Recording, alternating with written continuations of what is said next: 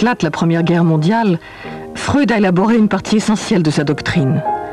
Combattant le nihilisme thérapeutique de la fin du siècle, il a montré le rôle majeur de la sexualité dans la genèse des névroses.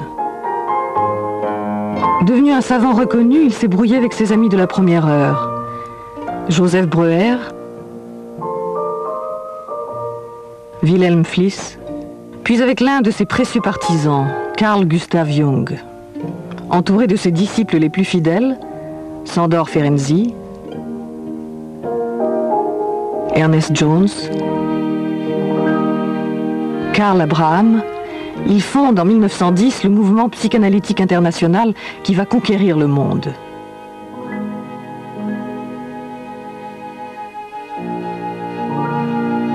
Il vit à Vienne avec ses 6 enfants et 2 femmes qui veillent sur lui. Martha, son épouse, qui ne s'intéresse guère à la psychanalyse, et Mina, la sœur de celle-ci, qui au contraire l'accompagne dans ses recherches.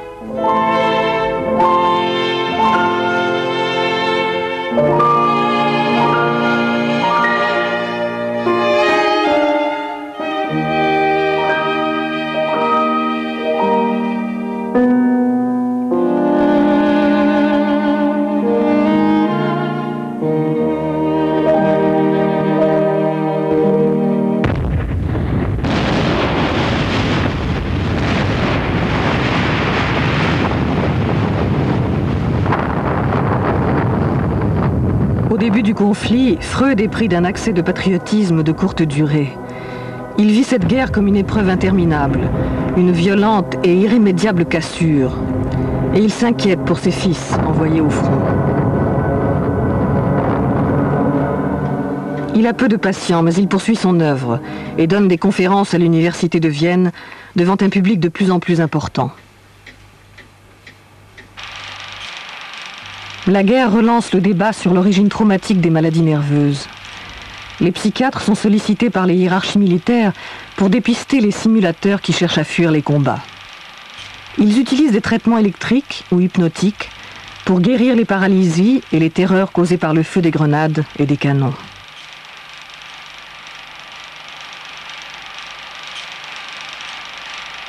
Les soldats traumatisés sont souvent remis sur pied en une semaine, comme ce soldat anglais, pour être renvoyé au front et parfois à la mort.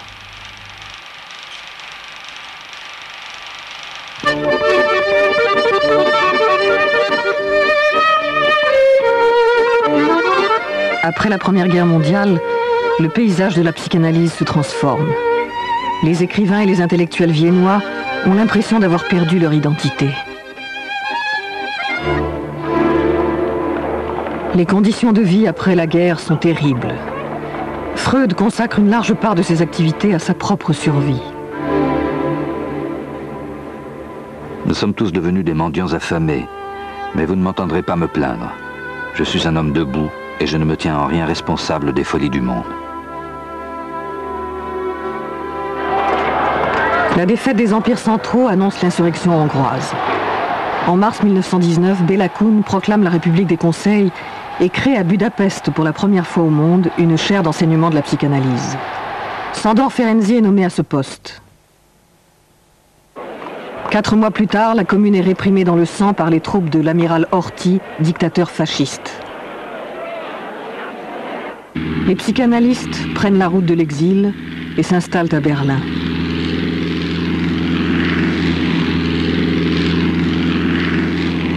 Durant les premières années de la République de Weimar, Berlin, où existe déjà une forte tradition psychiatrique, devient un laboratoire pour l'essor de la psychanalyse. La capitale allemande accueille l'avant-garde du mouvement psychanalytique mondial.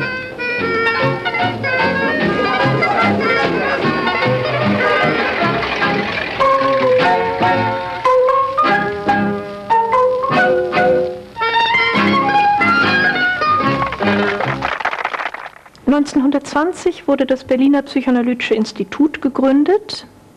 Max Eitingon war der Besitzer, würde man sagen. Er hat es finanziert und hat es zusammen mit einer Poliklinik, die 1920 dann errichtet wurde, zu einer Ausbildungsstätte werden lassen, die dann auch ja durch die erzwungene Emigration vieler Analytiker während der Nazizeit überall auf der ganzen Welt eigentlich zum Modellprojekt wurde.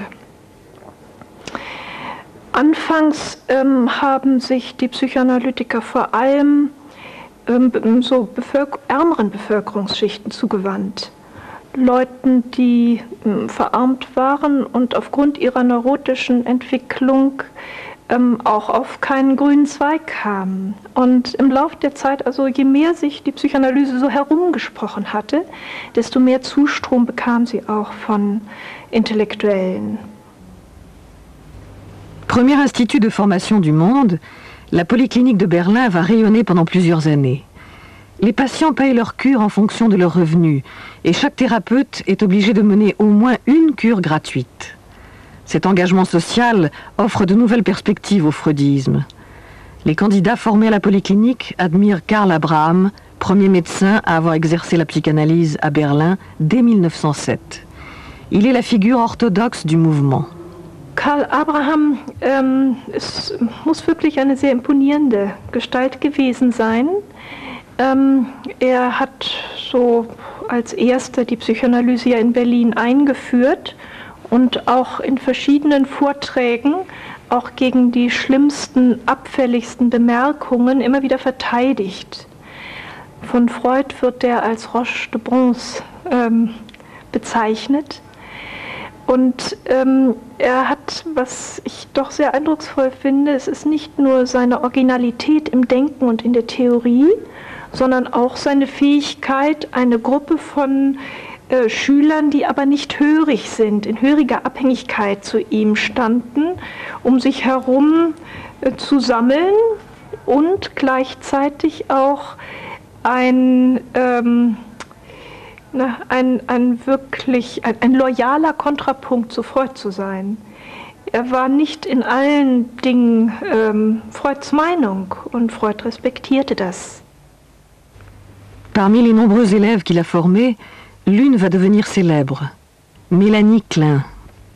Née à Vienne, en 1882, dans une famille juive, elle se marie très jeune et se rend à Budapest, où elle découvre l'œuvre de Freud.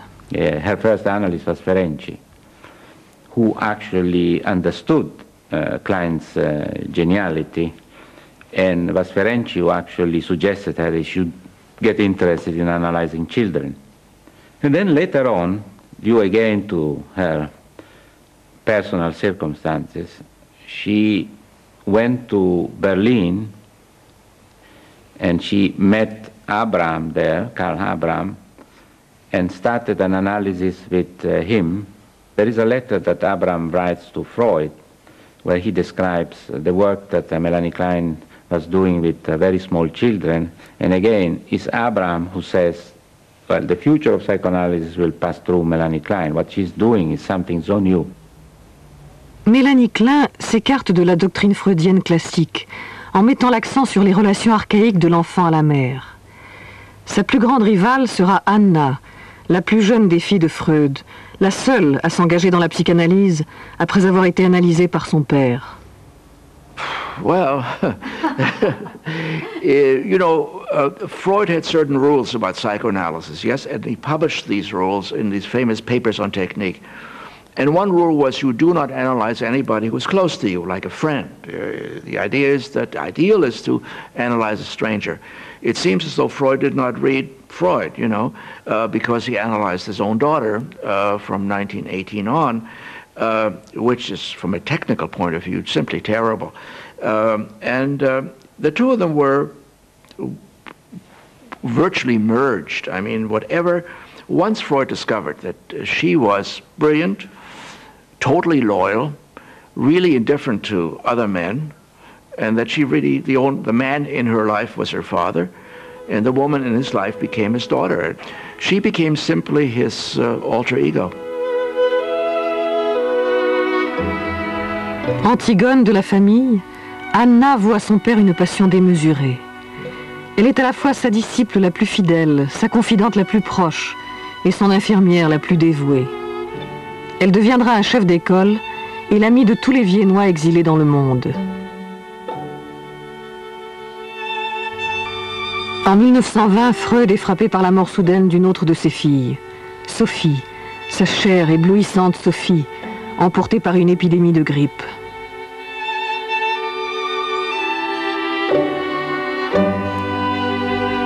Toute vie tend vers la mort.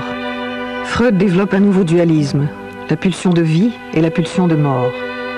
Ces deux forces élémentaires s'affrontent pour l'éternité. Son livre, Au-delà du principe de plaisir, reprend le thème de la mort et inaugure le remaniement de sa conception de l'appareil psychique.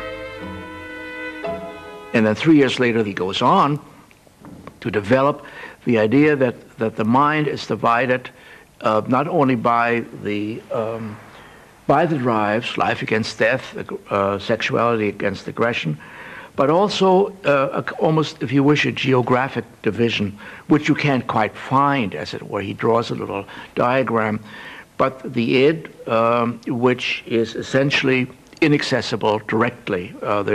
It's, as it were, so deeply buried that the only way in which you can get at it is indirectly, by mistakes, by dreams, by symptoms, and so on, which show something bubbling up inside.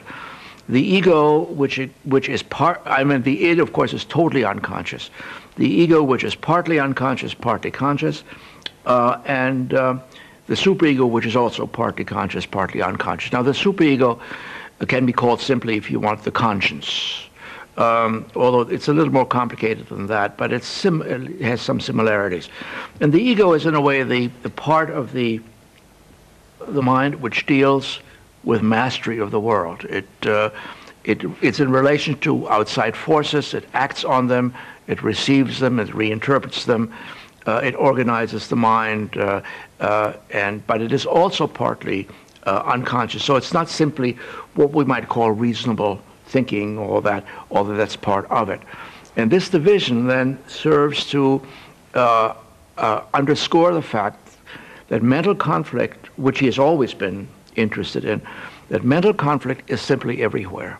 Because these three agencies, let's say, the id, ego, superego, are very rarely completely at peace with each other. And what you can get is a kind of suspension of hostilities, a truce, but much of the time, let us say, the superego will attack you. It is mostly, if not always, but mostly negative, punitive, is itself a source of feelings of guilt, and so on. Now, this is actually, it turned out, I think, that this idea, plus the idea of the two fundamental forces, which are in opposition to one another, turned out to explain much more about mental operations than before. So in that sense, it's a real gain in clarity. Ces nouvelles théories ne sont pas facilement acceptées par les disciples. Mais les candidats qui veulent se faire analyser par Freud pour devenir psychanalystes sont de plus en plus nombreux. La plupart d'entre eux viennent des États-Unis. Ils cherchent à saisir le sens de la pratique analytique à travers une cure personnelle. Les Américains, à partir des années 1910 et jusqu'en 1925, s'enthousiasment pour la psychanalyse. Parce que pour eux, c'est une thérapie du bonheur.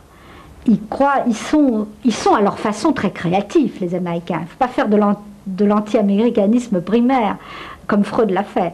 Freud a dit, la psychanalyse va aux Américains comme une chemise blanche à un corbeau, je crois. C'est sa phrase. Donc il les détestait. Il les détestait, on comprend pourquoi.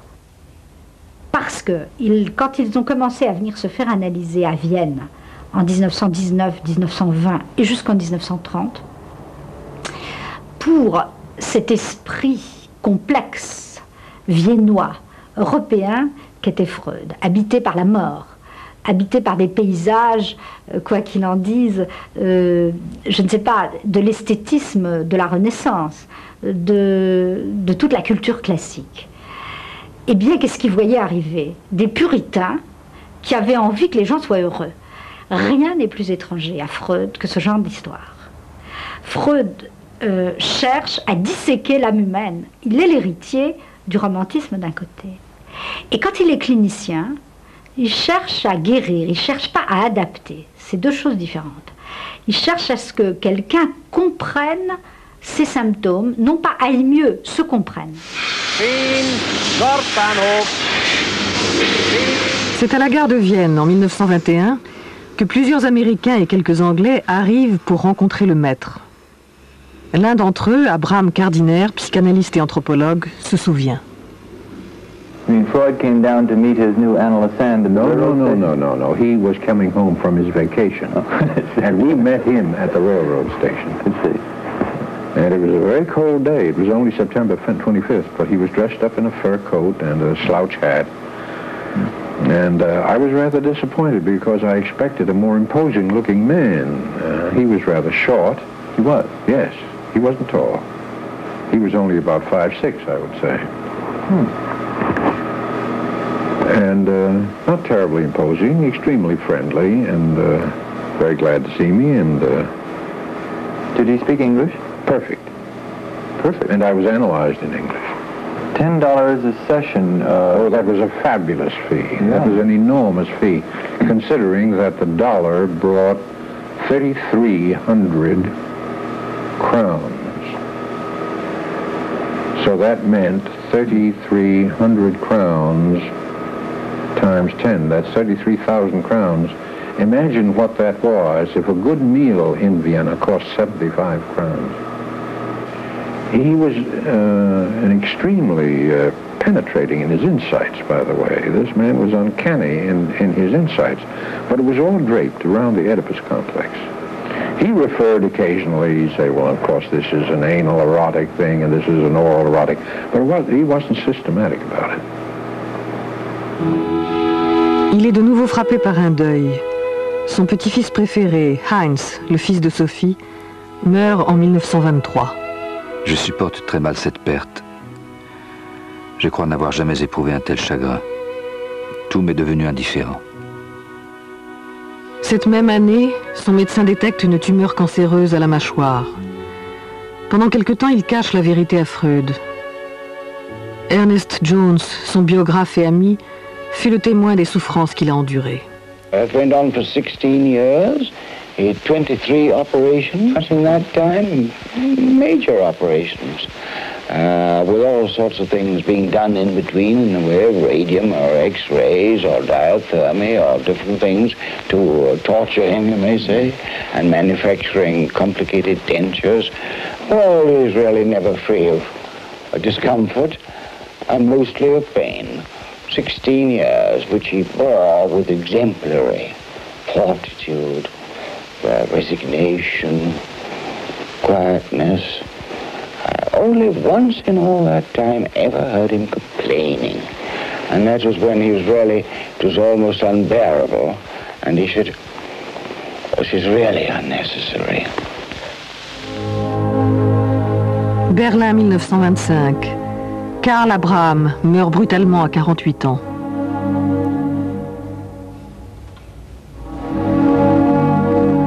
Cette mort prématurée est ressentie comme un véritable désastre par les pionniers du freudisme. Berlin a perdu un maître et ceux qui la formaient sont désorientés. Mélanie Klein quitte l'Allemagne et se rend à Londres à l'invitation d'Ernest Jones pour y donner une série de conférences sur son approche analytique. Elle est la première à analyser de très jeunes enfants pour essayer de comprendre l'origine des psychoses. Ces théories emportent l'adhésion des praticiens anglais. Her own ideas were practically that there was an original, although very primitive, relationship between the baby and its own environment, first of all with the mother, but as she called it, as a partial object, as a breast, as a piece of her body and so on, which gradually developed and became then more and more coherent. But what she was claiming is that according to her, the idea of a primary narcissism, i.e. a non-relationship between the baby and the mother, was something that she could not accept. That since the beginning of the life, there was some sort of awareness in the baby of the existence of somebody outside him that was not him. Fraction of seconds sometime, then the baby got back to his delusion or illusion that he was fused with the breast of the mother. But according to Melanie Klein, this is a fundamental structural characteristic of our life. It's a very, in some way, tragic vision.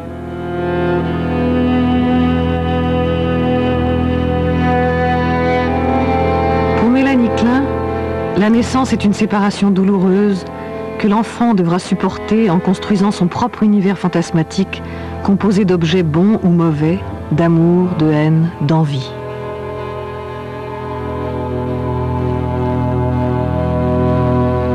Elle est la première à développer une technique de jeu qui permet d'accéder à l'inconscient des enfants de 2 à 3 ans.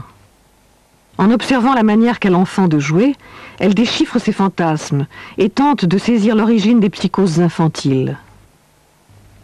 À mesure qu'elle élabore son système, elle en vient à situer le complexe d'Oedipe dès la première année, et non vers 2 ou 3 ans comme l'avait supposé Freud.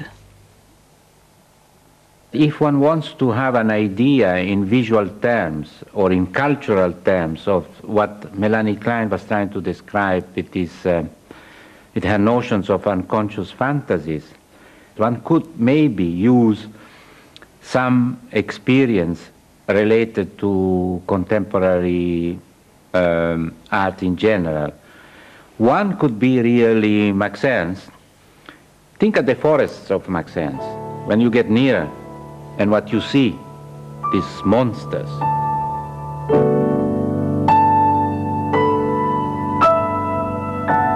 Max Ernst, André Breton, Salvador Dali, les surréalistes s'emparent des idées de la psychanalyse. Pour eux, elle est une expérience subversive qui révèle à l'homme sa vraie réalité.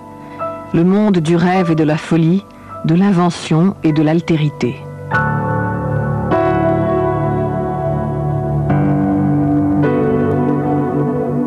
Freud a été, je crois, très effrayé lorsqu'il a rencontré Breton, Salvador Dali encore plus.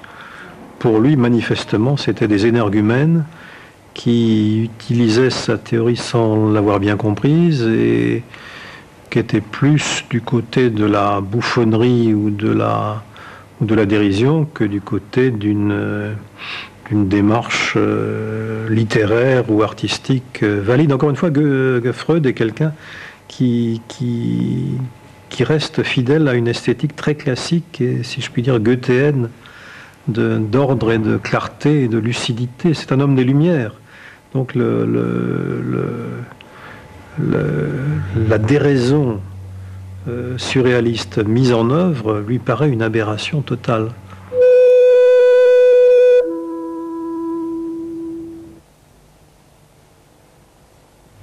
Les surréalistes célèbrent la beauté convulsive de la femme hystérique.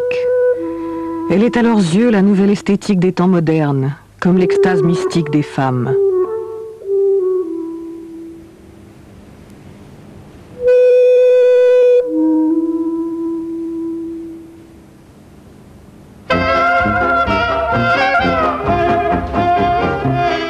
Le Paris des années 20 a changé de visage. Les rues sont pleines de bruit, les cafés regorgent de lumière. C'est le début des années folles. Les femmes ont raccourci leurs robes et coupé leurs cheveux. Partout éclate un nouveau style de modernité. La psychanalyse fait son entrée avec retard dans le monde médical français et dans les salons littéraires. Alors pourquoi est-ce que la France est en retard? Pour beaucoup de raisons qui tiennent en effet à la caractéristique du savoir français. D'abord, il y a eu Pierre Janet, c'est-à-dire il y a eu donc un Freud français qui s'appelait Pierre Janet, qui était un psychologue, un des fondateurs de la psychologie clinique, de la même génération que Freud, et qui a élaboré lui aussi une théorie de l'inconscient psychologique, et qui avait au fond une célébrité presque aussi grande que Freud, et qui développait une théorie complètement aujourd'hui caduque, mais qui a rayonné pendant très longtemps. Il s'occupait aussi de malades hystériques, et donc il y a une tradition déjà implantée. Il y a en outre quelque chose vraiment de très fort, c'est le pays probablement le plus germanophobe pour des tas de raisons. Deux guerres avec l'Allemagne. Donc toute théorie qui arrive d'Allemagne est considérée comme une théorie Bosch. en France. Donc ça fait obstacle. Malgré ces résistances, 2 groupes voient le jour en 1925 et 1926. La Société psychanalytique de Paris et l'Évolution psychiatrique. Leurs fondateurs sont plus les héros d'une aventure que les théoriciens d'une doctrine. René Alendi, Eugénie Sokolnika, Henri Codet, Sophie Morgenstern, Adrien Borel, Rudolf Loewenstein, René Laforgue, Marie Bonaparte, Georges Parcheminet, Paul Schiff et Édouard Pichon. En France, Pichon est un personnage fascinant. À l'origine, c'est un grammairien, membre de l'Action française et admirateur de Maurras. Donc, rien ne prédisposait cet homme à s'intéresser à la psychanalyse. Il faisait même partie de ceux qui étaient les adversaires de la psychanalyse. Or, c'est un de ces personnages, comme moi je les aime bien, c'est un personnage paradoxal, qui va s'intéresser quand même à Freud au prix d'une distorsion personnelle extraordinaire. Pourquoi? Parce que Pichon, c'est la grammaire d'Amourette et Pichon que nous avons tous étudié dans notre enfance sans le savoir. C'est par l'intérêt qu'il porte à la langue et donc au concept et à l'idée que la langue façonne le sujet qu'il va s'intéresser à Freud. Il veut fabriquer un mélange de grammaire freudienne et de psychanalyse française. Et il va essayer de théoriser, de donner un contenu intelligent à cette psychanalyse à la française. Alors bien entendu, je ne sais pas comment dire, pour Freud, tout ça est des aberrations françaises. Pichon, ça n'existe pas pour Freud. Un deuxième personnage, beaucoup plus complexe, c'est René Laforgue, qui est né en Alsace, et en Alsace allemande. Donc lui a une très longue correspondance avec Freud, c'est un psychiatre, spécialiste des psychoses, et c'est lui le fondateur du mouvement psychanalytique français. C'est lui qui envoie Marie Bonaparte à Freud. Arrière-petite-nièce de l'empereur et richissime princesse de Grèce, Marie Bonaparte est obsédée par ses problèmes sexuels et dévorée par l'ennui de sa condition d'altesse royale. En 1925, elle fait la connaissance de Freud. Son analyse avec lui fera d'elle une autre femme. Freud écrira à René Laforgue. La princesse fait une très belle analyse, c'est une femme remarquable, homme pour plus de la moitié. Marie Bonaparte met sa fortune et son pouvoir au service du mouvement et traduit les œuvres du maître. Elle se rend fréquemment à Vienne et devient une amie de la famille.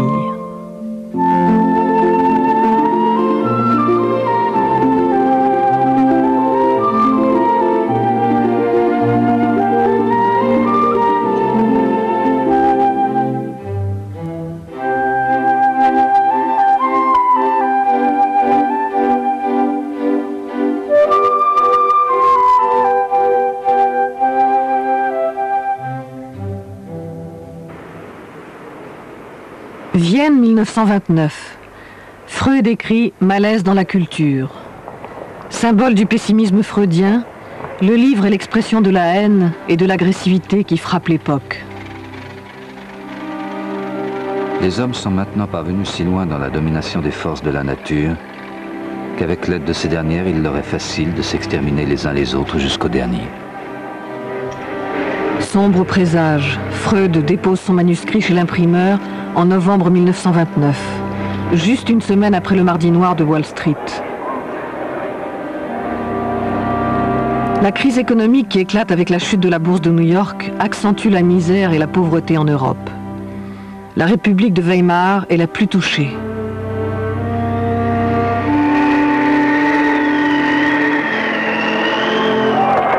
En Allemagne, les incidents se multiplient, créant un climat de peur et d'insécurité qui profite au national-socialisme. En janvier 1933, Hitler est élu chancelier. La peste brune s'abat sur un monde qui n'a connu que peu d'années de paix. Ma langue est l'allemand, ma culture, mon œuvre sont allemandes. Je me suis considéré comme un intellectuel de culture allemande jusqu'à ce que j'ai remarqué la croissance d'un préjugé antisémite en Allemagne et en Autriche allemande. Depuis, je préfère me dire juif. Freud a toujours défini son judaïsme ou sa judéité sans définition. C'est comme les théologiens du Moyen Âge qui ont essayé à définir Dieu par ce qu'on appelle via negationis. On ne peut pas dire ce que c'est Dieu, mais on peut dire ce que Dieu n'est pas. Alors il dit de temps en temps, je ne suis pas juif par religion. Je ne suis pas juif par nationalisme. Je ne suis pas. Et après tout ça, par exemple dans ce préface, il dit, vous avez le droit de me demander, sans toutes ces choses, comment vous trouvez que vous êtes juif? Qu'est-ce que ça veut dire? Et sa réponse essentielle, c'est « Je ne peux pas mettre cette chose dans des mots. Peut-être un jour, la science comprendra, mais c'est une question des émotions très très profondes, de solidarité avec mon peuple, solidarité et cette profondeur même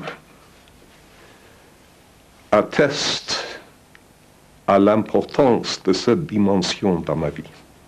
Ce que Freud veut dire, c'est qu'il y a quelque chose de fondamental qui peut se transmettre au cours des générations, qui peut être refoulé, qui peut être sujet à l'anamnèse, toutes sortes de choses, et que lui-même, il est héritier de cet héritage inconscient. Et pour ça, pas seulement qu'il ne veut pas se débarrasser de sa judéité, il ne peut pas. In Berlin, wie in anderen Universitätsstädten Deutschlands, wurden undeutsche und unsittliche Bücher von den Studenten eingesammelt und öffentlich verbrannt. Plus de 20 000 livres sont jetés aux flammes. Les étudiants nazis lancent leurs anathèmes. Contre l'exaltation des instincts corrupteurs d'âme, nous livrons aux flammes les écrits de Sigmund Freud. Quel progrès nous faisons? Au Moyen-Âge, on m'aurait brûlé. Aujourd'hui, on se contente de brûler mes livres. Avec ses lois raciales, le nazisme modifie violemment le paysage de la psychanalyse en Allemagne. Das Trennende waren ja dann die nationalsozialistische Rassengesetzgebung und die Hoffnung der nicht-jüdischen Analytiker bleiben zu können und unterstützt von Jones, der sich dafür einsetzte, dass die Psychoanalyse auch formal in Deutschland bleiben könnte. Und das ging auf Kosten der jüdischen Kollegen. Auf der anderen Seite muss man wirklich sehen, dass Jones also ganz großartige Hilfe denen geboten hat, die Deutschland verlassen mussten. Also er spielte da eine ganz schwer zu durchschauende Rolle. Freud ne s'oppose pas à cette politique de collaboration avec le nazisme soutenue par Jones. La quasi-totalité des praticiens juifs prennent la voie d'un grand exil américain. Parmi ceux qui ont émigré, René Spitz, Berlin-Paris-New York, Eric Fromm, Berlin-New York-Mexico, Franz Alexander, Budapest-Berlin-Chicago, Siegfried Bernfeld, Berlin-Vienne-San Francisco, Sandor Rado, Budapest-Berlin-New York, Michael Balint, Budapest-Berlin-Londres, Max Ettingen, Berlin-Jérusalem, Robert Fliss, Berlin-New York, Frida Fromm-Reichmann, Berlin-Rockville, Hélène Deutsch, Berlin-Boston. Es gab ungefähr eine kleine Gruppe von 14 Psychoanalytikern, die in Deutschland blieben, die nicht jüdisch waren. Die Führenden waren Böhm, Müller-Braunschweig, Kemper, Schulz-Henke.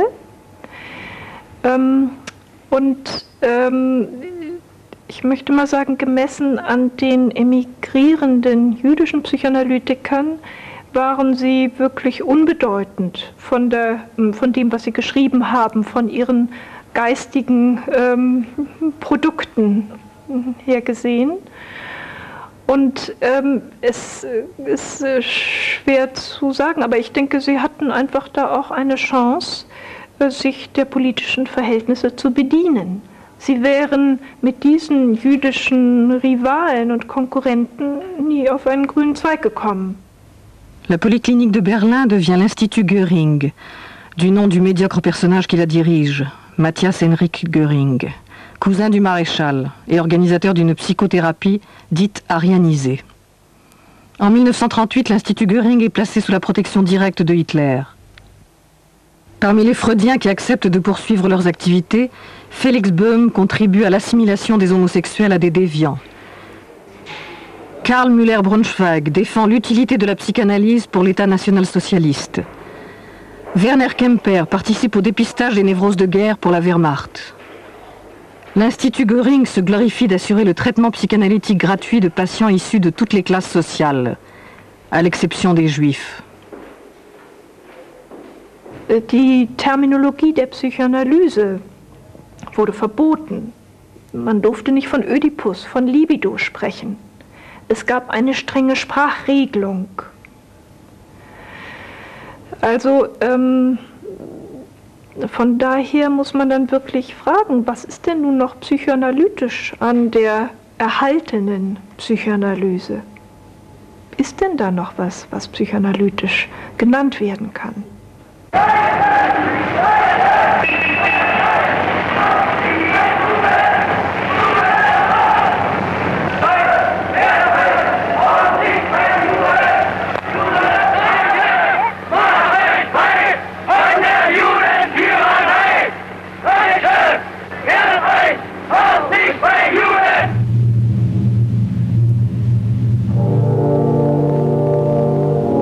Vienne, 1938. Freud écrit à Jones.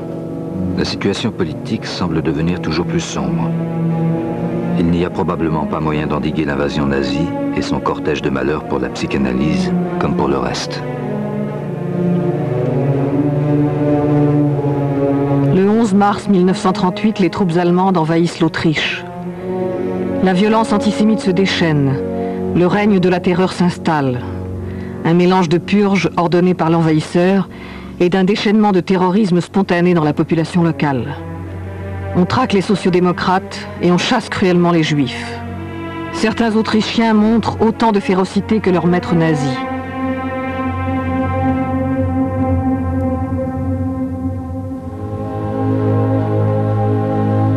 Dans sa très brève chronique qu'il tient depuis 1929, Freud écrit le jour de l'Anschluss « Finis Austriae », fin de l'Autriche.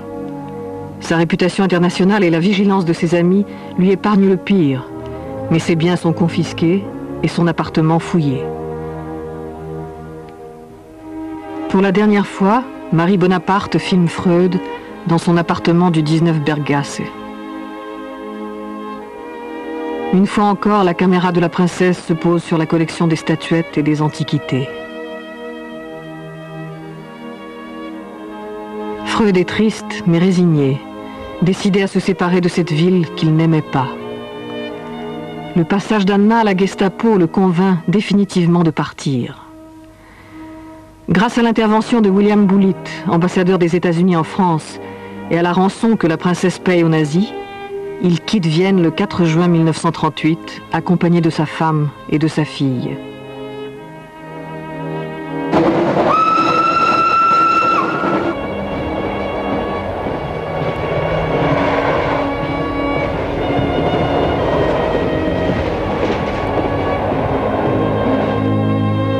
Ces 4 sœurs disparaîtront dans les ténèbres de la solution finale.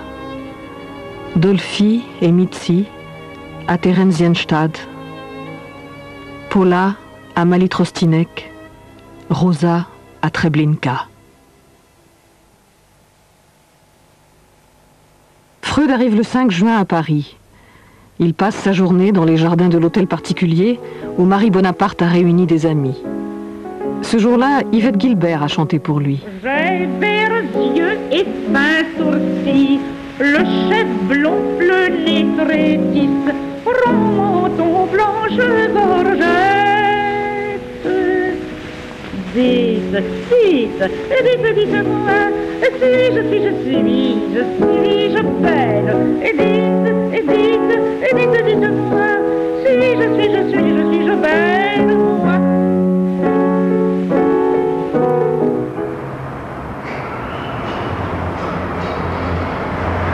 À Londres, Freud est chaleureusement accueilli par les autorités officielles.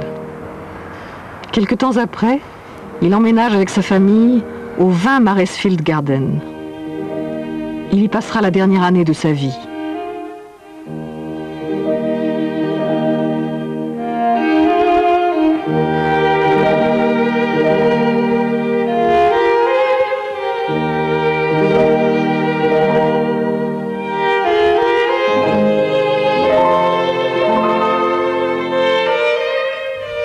Toujours entouré de ses chères statuettes, Freud consacre tout son temps à achever son dernier ouvrage, L'homme Moïse et la religion monothéiste. Depuis longtemps, il est obsédé par la figure du prophète qui a sorti les Hébreux de la léthargie en leur imposant des lois, en leur indiquant la terre promise et en leur enseignant une nouvelle spiritualité. Freud se demande une fois de plus comment le juif est devenu juif et pourquoi il s'est attiré une haine éternelle. Ne pouvant plus se déplacer à cause de son cancer, il demande à sa fille Anna de lire quelques passages du livre lors du congrès de psychanalyse qui se tient à Paris en juillet 1938, où sont rassemblés une dernière fois, avant le grand exil, tous les psychanalystes européens. Et ce passage, ou un des passages, raconte l'histoire traditionnelle juive du rabbin Yochanan ben Zakkai, qui vivait au temps de la destruction du Second Temple et de la dispersion des Juifs et vivait toute la catastrophe. Mais Yochanan ben Zakkai, dans le Talmud, ne perd pas l'espoir, au contraire. Selon l'histoire traditionnelle, il demande la petite ville de Yavne, en Israël, pour ériger une école. Et dans la tradition juive, et peut-être aussi dans la réalité, c'était cette activité. Sans temple, il y a l'école. D'étudier les textes classiques, de les commenter, de faire des exégèses nouvelles qui a sauvé le judaïsme. Et il n'y a pas de question que Freud a trouvé ici dans cette histoire et veut communiquer cette histoire à l'international, que c'est une parabole pour la situation actuelle. Vienne, c'était Jérusalem. Dans le mouvement psychanalytique, maintenant, même Vienne. Et du point de vue du mouvement, est détruite. Mais pas de perdre l'espoir. Ce qui a sauvé le judaïsme sauvera aussi la psychanalyse.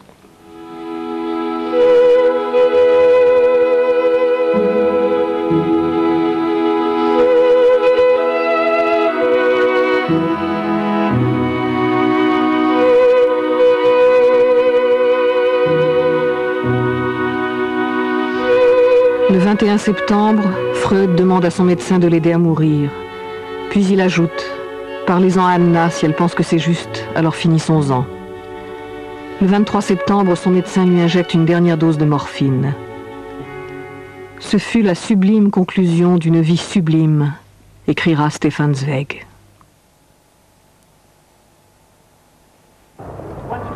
L'arrivée des Viennois à Londres crée une situation complexe. Elle accentue la rivalité entre Anna Freud et Mélanie Klein à propos de l'analyse des jeunes enfants. Mais elle conduit aussi à une confrontation entre des praticiens dont les techniques, les pratiques et les mœurs ne se ressemblent pas. On appelle grande controverse les discussions menées de 1940 à 1944 par les Freudiens de toutes tendances réunis au sein de l'école anglaise. But besides the fight between Anna Freud and Klein as such, what is so important and so fascinating in the controversies as such is this discussion on the way in which Freud can be interpreted, or should be interpreted, or could be interpreted. Alors que les bombes allemandes déchirent le ciel, les grandes controverses se poursuivent. Puisque la guerre doit donner naissance à un monde entièrement différent de celui qu'ils ont connu, les Anglais et les exilés viennois font éclater leurs divergences sur la pratique et la formation des analystes. À la fin de la guerre, cette bataille d'Angleterre s'achève par un accord entre les différents protagonistes. From the great controversies, you can see already the three groups coming out. From one side, the Kleinians were allowed to go on with their own point of view. From another side, the Anna Freudians were allowed to stay in the society, although immediately after the war, Anna Freud created the Hampstead Clinics, in some way her own group, a bit outside of the society. But nevertheless, a lot of the Freudians worked inside the society. They trained people, and later on, they created what today is called the neo-Freudian, the contemporary Freudian group. In between them, the indigenous group started to become more visible. Analysé par James Strachey, formé par Mélanie Klein, Donald Woods Winnicott devient la figure de proue du groupe des indépendants.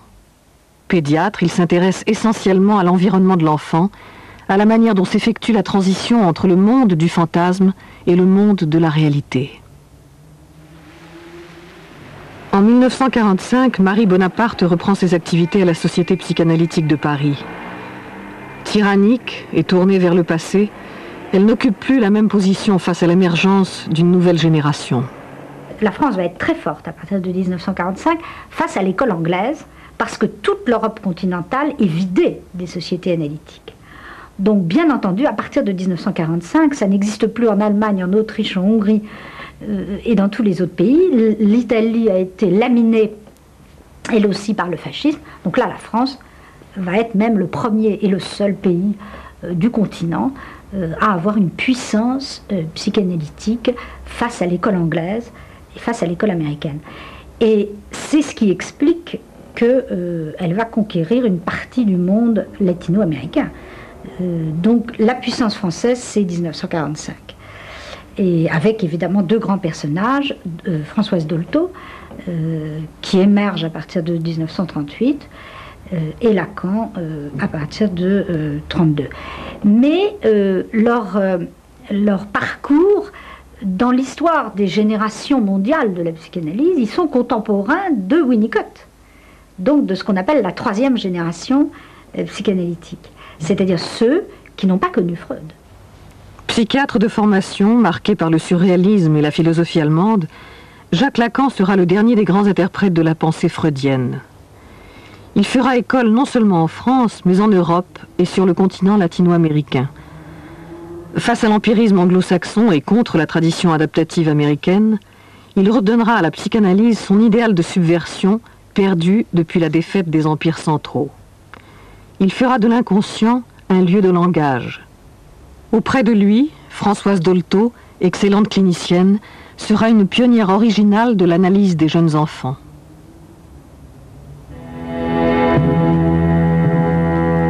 Berlin, 1945. L'Institut Göring est réduit en cendres. En Allemagne, le mouvement psychanalytique ne parvient pas à se reconstruire avec la même puissance qu'autrefois, d'autant que les héritiers de Freud cherchent à masquer leur passé de collaboration.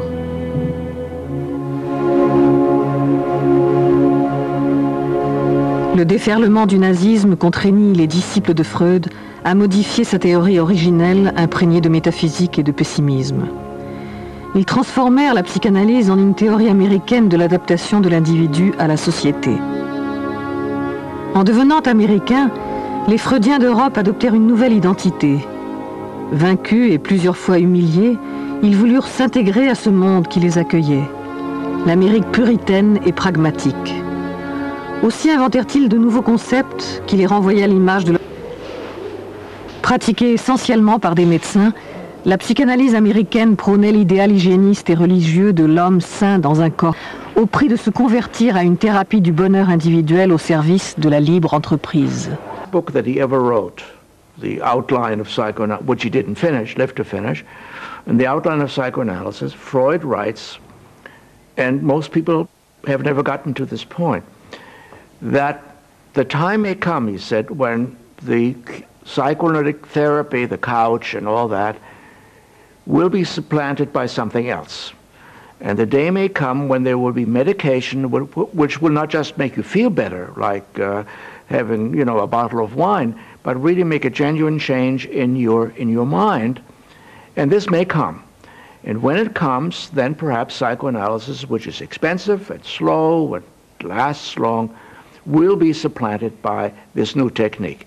But even if Freud is right in this speculation, I would still think that what he says about human nature at work, which is incomplete the way he puts it, is still, you know, the best way to look at it, absolutely.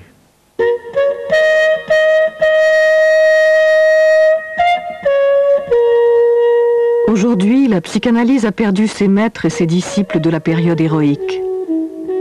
Mais elle s'est implantée dans tous les pays démocratiques de la planète. Née de la philosophie des Lumières, du romantisme et de la contestation du nihilisme thérapeutique, elle a su se mettre à l'écoute du malaise collectif et de la souffrance individuelle. Et pourtant, elle est toujours en butte à de nouvelles attaques. Contestée par les adeptes d'un retour aux formes primitives de psychothérapie, d'hypnose ou de magie, et par les tenants d'une explication purement mécanique du corps et de l'esprit, elle a cependant été adoptée par plus de 25 000 praticiens dans le monde et par des milliers de patients. C'est à eux, à ces praticiens anonymes et à leurs patients que ce film est dédié. Car c'est eux qui réinventent au jour le jour le grand souffle de l'utopie freudienne.